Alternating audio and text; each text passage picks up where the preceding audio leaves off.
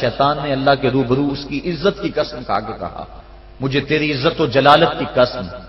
میں تیرے بندوں کو تیرے تک نہیں پہنچنے دوں گا، ان کے دائیں سے آؤں گا، ان کے بائیں سے آؤں گا، ان کے آگے سے آؤں گا، ان کے پیچھے سے آؤں گا، ان کی چاروں سمتیں گھیر لوں گا اور ان کو تیرے تک نہیں پہنچنے دوں گا۔ حضور فرمایا ظالم دو رستے بھول گیا،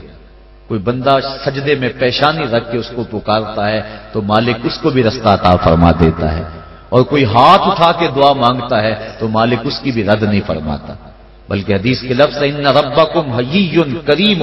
یستحیی من عبدہ اذا رفع یدیہ ان یردہما صفرا، تمہارا رب سخی بھی ہے، زندہ بھی ہے، کریم بھی ہے۔ بندے جب اس کے سامنے ہاتھ پھیلا کے دعا مانگتے ہیں، اللہ فرماتا ہے مجھے شرم آتی ہے ان کے اٹھے ہوئے ہاتھوں کو خالی کیسے موڑ دو۔ تو بندے اس کے حضور جب مانگیں، مطالبہ کریں تو مالک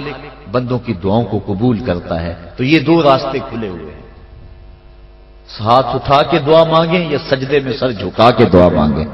تو مالک اپنے بندوں کی دعا کو قبول فرماتا ہے، شرف قبولیت بخشتا ہے۔ سجدہ بندگی کا اظہار ہے، اور انسان جتنے مرضی مرتبہ کمال پہ پہنچ جائے اس کے لیے اعزاز یہ ہے کہ وہ بندہ ہو۔ حضور معراج کی قربت خاص میں جب پہنچے اور مالک نے اپنے محبوب سے پوچھا بیما اشرفک یا احمد،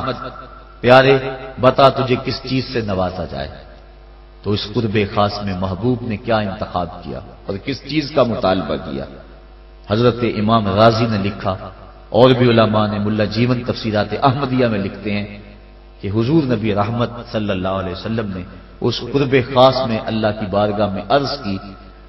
بنسبتی الیک شرفنی بالعبودیہ، اے اللہ ساری زندگی سجدوں میں پیشانی رکھ کے میں کہتا رہا ہوں کہ تو میرا اللہ ہے، آج تو بھی تو کہہ دے کہ تو میرا بندہ ہے، تو مجھے بندہ کہہ کے پکار دے۔ بندگی میں جو مزہ ہے بندے کے لیے اس سے بڑا اور کوئی اعزاز ہو ہی نہیں سکتا۔ حضرت غوث اعظم شیخ عبد القادر جیلانی رحمۃ اللہ تعالی علیہ فرماتے ہیں کہ ولایت میں سب سے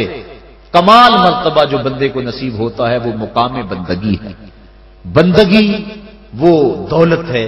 کہ جو بندے کو کائنات کی قوتوں کے سامنے سینہ سپر ہونے کی قوت دیتی ہے۔ جب خدا کے سامنے بندہ جھک جاتا ہے تو پھر کسی اور کے آگے نہیں جھکتا۔ یہ درس ہے توحید کا، یہ سبق ہے سجدے کا۔ اللہ کو سجدہ کرنے والا کسی اور کے آگے پیشانی نہیں جھکا سکتا، اور اگر کوئی اللہ کو بھی سجدے کرتا ہے اور کسی اور کے آگے بھی پیشانی جھکاتا ہے تو اس نے سجدے کی روح کو سمجھا ہی نہیں ہے۔ توحید کے دامن میں آباد ہونے والا کائنات کی ہر شے سے بے خوف ہو جاتا ہے۔ حضرت شیخ سعدی شیرازی فرماتے ہیں میں رود بار کے جنگل میں کھڑا تھا، ایک آدمی شیر کے اوپر سوار ہوا، ہاتھ میں سانپ کا کوڑا پکڑا ہے، میرے پاس آ کے رک گیا، میں ڈر گیا، مجھے کہنے لگا سعدی ڈر گئے ہو؟ میں نے کہا بات ہی ڈرنے کی ہے۔ کہنے لگا سعدی تو خدا کا ہو جا، خدا کی خدائی تیری ہو جائے گی۔ اللہ کے حضور جھکنے والا دنیا کے سامنے کھڑا ہو جاتا ہے، اس کو یہ سجدہ کائنات کے سامنے درس قیام دیتا ہے۔ جنگل کا بادشاہ شیر ہوتا ہے،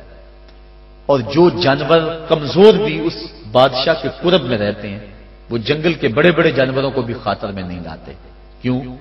ان کے اپنی ذات میں تو اتنی قوت نہیں ہوتی، لیکن انہیں اس شے کا احساس ہوتا ہے کہ میں جس کی صحبت میں رہ رہا ہوں وہ اس جنگل کا بادشاہ ہے، اس کی قوت کا لوہا سارے مانتے ہیں، اور اس کے قرب میں رہنے والے، اس کی گود میں رہنے والے کسی اور کو خاطر میں نہیں لاتے، اور کسی کا خوف ان کے سینے میں پیدا نہیں ہوتا۔ تو جو مالک کو ماننے والے ہیں، توحید کے دامن میں پناہ لینے والے ہیں، لا خوف علیہم ولا هم یحزنون، کائنات کی کسی شے سے نہیں ڈرتے بلکہ